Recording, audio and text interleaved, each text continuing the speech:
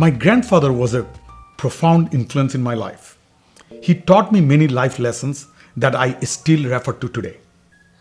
One of those lessons was about the importance of being thoughtful and not judging people based on where they came from. Here is what I mean. When I was a child in the 5th grade, I had the highest grades in my class. I was proud, and so was my grandfather. And as a Hindu boy, I was also a minority in my native Bangladesh. The father of one of my classmates made a derogatory comment about my ability to able to accomplish what I had because of my beliefs. This man was a college professor who went to receive many intellectual honors. He, of all people, should have known better. I was hurt by his remarks.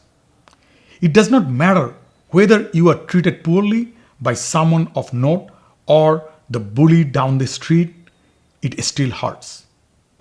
My grandfather was probably more upset than I was. But he told me not to be troubled by it. I'll never forget my grandfather's words. Always remember, forget and forgive. Let go any negative feelings. To change the world, think big. When you are in power, try to help others when you can. He taught me that the true meaning of power is in its ability to help, not hurt people.